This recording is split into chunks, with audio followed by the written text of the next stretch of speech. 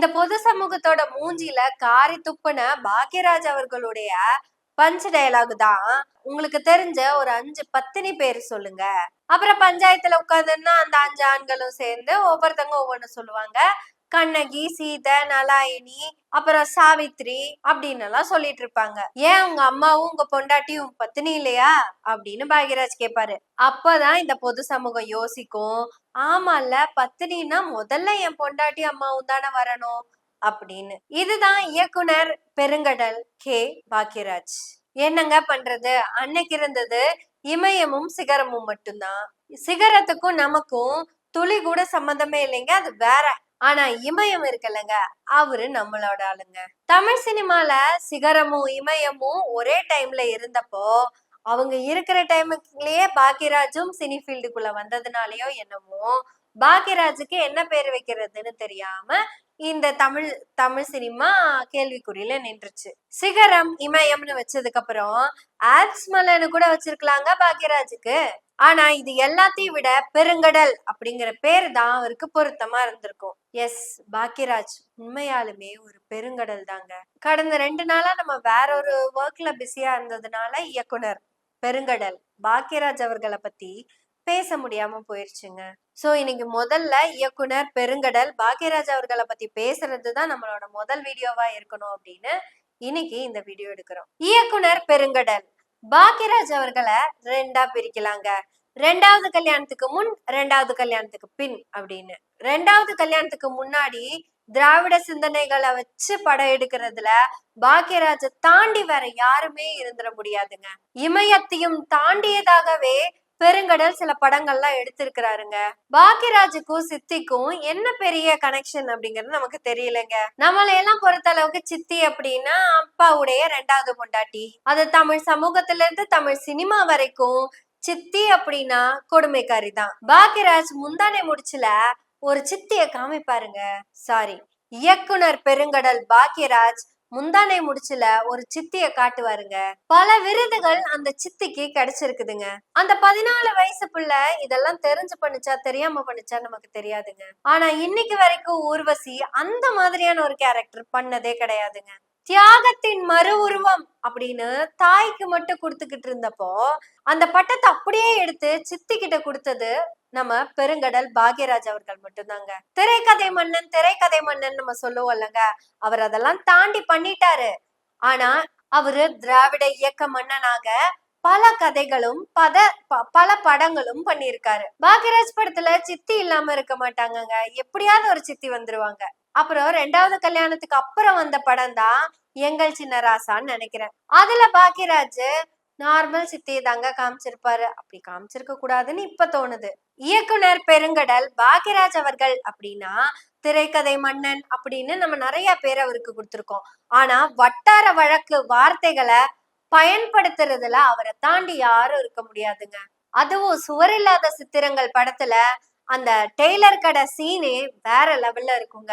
தன்னோட கடையில இருந்து நின்ன காஜா ஷெரீஃப திருப்பி கூட்டிட்டு வந்துட்டு கவுண்டமணி ஒரு வார்த்தை சொல்லுவாரு. அந்த கடைக்கு வந்த ஒருத்தர் கேட்பாரு, இவன் தான் உங்க மூஞ்சில புகை ஊத நாளாச்சே, இவனை எதுக்கு திருப்பி கூட்டிட்டு வந்தீங்க அப்படின்னு கேட்பாரு. அப்ப வர டயலாக் என்ன டயலாகுங்க, கற்பனைகளை தாண்டி வர டயலாக் தான் அதெல்லாமே. என்னங்க பண்றது, நம்ம கழுவுன கையில தானே காசையும் என்றோம் அப்படின்னு ஒரு வார்த்தை. ஆக்சுவலா அந்த கேள்விக்கு பெரிய பேராகிராஃப் தான் ஒரு பதிலா வந்திருக்கும். ஒரே வார்த்தையில அதுக்கான பதில, அதுவும் வட்டார வழக்குல. இயக்குனர் பெருங்கடலே சிறப்புங்க. நமக்கு ஆஸ் யூஷுவல் ரொம்ப பிடிச்ச டயலாக்னா, மொடங்க பாயில்ங்கிறதுக்காக சடங்க நிறுத்திடவா முடியும்? சோ நம்ம சடங்க தொடர்ந்து செய்வோம். அதுக்காக நீங்க பாய் கொடுக்கறத நிறுத்திடாதீங்க. பாய் இந்த சென்ஸ் மொய்.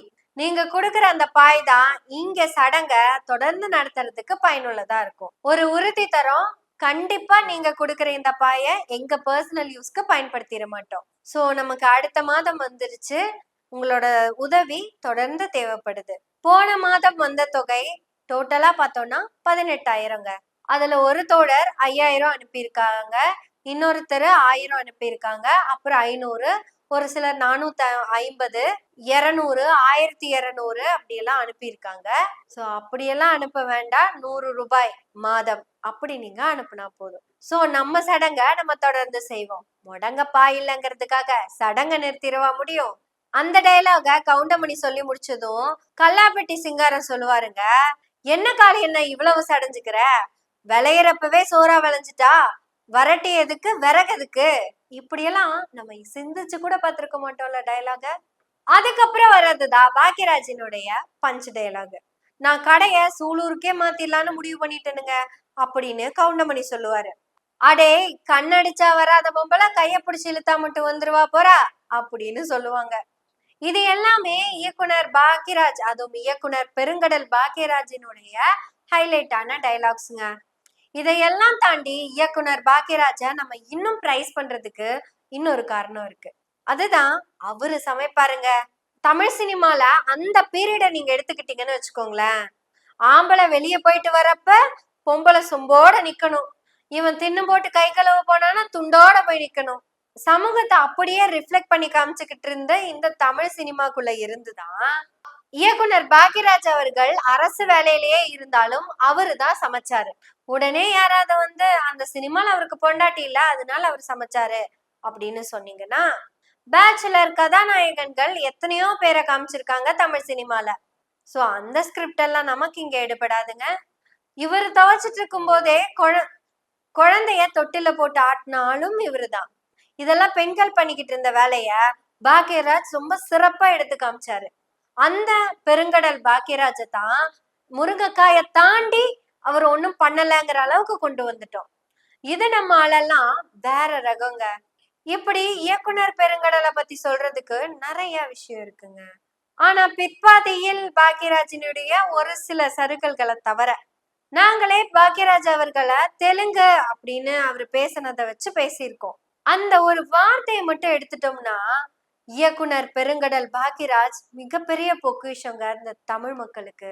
அவரு கடைசியா சொன்ன வார்த்தையெல்லாம் விட்டுறலாங்க, அவரோட முற்காலம் ரொம்ப சிறப்பா இருந்தது. ஆனா இதையெல்லாம் தாண்டி நம்ம பாக்கியராஜினுடைய அந்த காமெடி சென்ஸ், ஹியூமர் சென்ஸ் இருக்குல்லங்க, சிறப்பா இருக்கும். கதாநாயகன் திருட்டு மொழி முழிப்பான் அப்படின்னு சொல்றதே பெரிய விஷயம்தான். அந்த திருட்டு மொழியவே ட்ரேட்மார்க் மொழியா மாத்தி வச்சது இயக்குனர் பெருங்கடல் பாக்கியராஜ் தான். தமிழ் சினிமால சண்டை காட்சின்னு வந்துட்டா பொது சொத்துல இருந்து எல்லா சொத்துக்களையும் சேதம் பண்ணுவாங்க. முறையா பாக்கியராஜ் மட்டும்தான் எல்லாத்தையும் பாதுகாத்தாரு. சண்டை காட்சிக்கு முன்னாடி தன்னுடைய வாட்ச கழட்டுவாரு, கண்ணாடிய கழட்டுவாரு, கேப்ப கழட்டுவாரு, நல்ல சட்டையை கழட்டி வச்சுட்டு கராத்தே ட்ரெஸ் போட்டுதான் சண்டை போடுவார். இல்ல ஃபுல் ஹேண்ட் சட்டை போட்டிருக்காரு அப்படின்னா அதை அழகா மடிச்சு விட்டுதான் சண்டை போடுவார். அப்படி சண்டை காட்சிகள்ல கூட சமூக பொறுப்போட சண்டை போட்டவர் அவருதான். அவருடைய படங்கள்ல கதை பேசும், கூடவே கதாநாயகிகள் அருமையா பேசுவாங்க. நான் ஏன் நம்ம பாக்கியராஜ் சார பெருங்கடல் அப்படின்னு சொல்றேன்னா, குருவை மிஞ்சிய சிஷியனா? ஆமா, குருவை மிஞ்சிற சிஷியன்தான். இசை ஞானிய மிஞ்சிய சிஷியனா? ஆமா, இசை ஞானிய மிஞ்சிய சிஷியன்தான். கதை, திரைக்கதை, வசனம், பாடல்கள், இசை, இது எல்லாத்துலயும் முத்திர பதிச்சது ரெண்டே பேர் தான். ஒருத்தர் டி ராஜேந்திரன், இன்னொருத்தர் பெருங்கடல் பாக்கியராஜ். ஆனா சமூக கருத்துக்களோட அப்படின்னு ஒரு கேள்வி வந்துச்சுன்னா நம்ம இயக்குனர் பெருங்கடல் பாக்கியராஜ் அவர்களுக்கு தனி இடம் இருக்குங்க. இப்ப நான் இந்த வீடியோவுடைய தொடக்கத்துல பேசின அந்த பத்தினி டைலாக வேற யாராவது பேசியிருந்தா இந்த அளவுக்கு ஹிட் ஆயிருக்குமான்னு யோசிச்சு பாருங்க. ஏன் ஹிட் ஆச்சு? அதுதான் நம்ம பாக்கியராஜ் சார். இயக்குனர் பெருங்கடல் பாக்கியராஜ் உண்மையாலுமே பெருங்கடல் தாங்க. தமிழ் சினிமாவின் இயக்குனர் பெருங்கடல் இன்னைக்கு கரைகளுக்குள்ள அகப்பட்டு இருக்கு. இவருடைய தூரல் நின்னு போச்சுன்னு நம்ம நினைக்கலாம். கண்டிப்பா புதிய வார்ப்புகளோடு வரும். இந்த சுவர் பல சித்திரங்களை வரைந்திருக்கிறது. அந்த சித்திரங்கள் எல்லாம் டார்லிங் டார்லிங் டார்லிங்னு இவரை சொல்லிக்கிட்டே இருக்கு. இவர் இசையின் மௌன கீதங்கள் பல தாவணிக்கு கனவா இருந்திருக்கு. இவரின் ஒருகை ஓசைக்கே அந்த 7 நாட்கள் சாட்சியா இருந்திருக்கு.